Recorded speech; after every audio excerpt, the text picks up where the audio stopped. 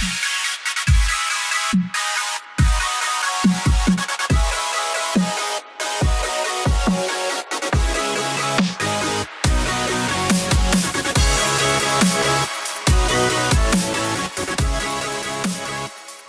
this is Brian from CanTech TV. I'm sitting here with Andy from Mattermark. Andy, how are you? I'm great. How are you, Brian? Doing very well. Thanks for asking. Andy, what brings you to OneEleven here? So I was asked to judge or be one of the judges at Hack the North in Waterloo, and so over the weekend I did that, and then I hit up William Mugiar from Startup Management and asked him who I should come see in Toronto, and he very kindly put on this event and invited a bunch of people here. So I'm really excited to be speaking tonight and doing a fireside chat, but also just come in and hang out and learn a little bit more about Toronto. That's terrific. Welcome to Toronto. Can you tell us a little bit about Mattermark?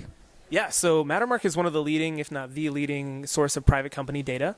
So if our customers are split up into kind of two groups. So we have venture capital firms, investors, corporate development teams, and then also B2B salespeople. And what they primarily do with our data is they source deals. So investors will try to find the next hot up-and-coming startup using our data, and then B2B salespeople will qualify their inbound leads and kind of try to figure out who they should be spending time with, who's growing really fast. So we have all kinds of data, whether it's how many employees work at each company or how much money they've raised or how much web traffic they're getting. Kind of an easy way to think about it is either if you think about what Bloomberg does for public companies, we do that for private companies. Or some people throw the analogy of Moneyball out there too, that it's just kind of trying to use data to figure out where you could be investing or selling. Perfect. So really within the world of data. Really within the world of data. Great. You actually previously mentioned that you were here judging for Hack the North. Can you maybe tell us a little bit about that, maybe for those that don't know necessarily what hackathons are? Yeah, well, so first of all, what are hackathons? Hackathons are events where a bunch of nerds and hackers and programmers get together and try to build stuff over a very limited window of time. So it's usually like a weekend, and they are supposed to build something, hack something together really fast, and then at the end of the weekend, they present it to a panel of judges. The judges decide whether they think it's actually good based on some set of criteria, and then there's usually awards, and everyone gets really excited at the end.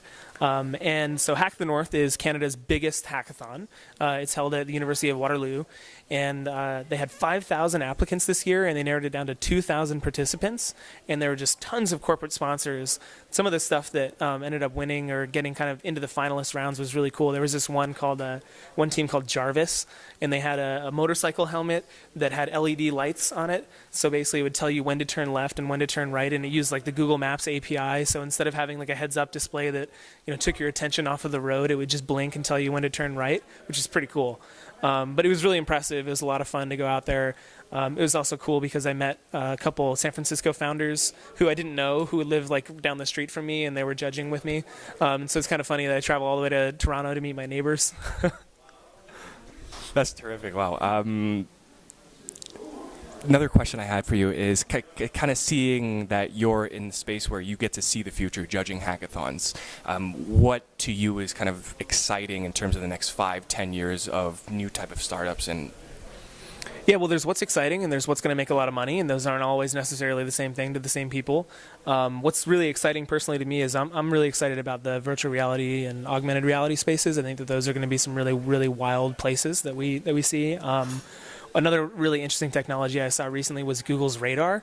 I don't know if you saw that, but basically you can interact with wearables just by moving your fingers and having hand motions without any device. And it's just kind of the beginning of a lot of that stuff, so I'm really excited about those. What I'm hearing a lot in San Francisco right now, though, wildly, is esports.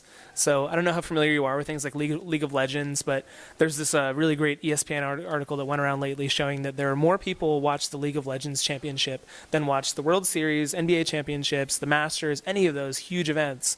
And I've been to 2 or 3 events now where I've heard, several VCs, like well-known venture capitalists, just talking about how much of an opportunity there is in esports, and that's the one that I didn't expect, right? So I kind of expect that 2016 will be the year of VR because the Oculus is going to come out, and you're going to have a lot of that, and we'll see if it's actually, what it's being hyped up about. But I'm excited about it.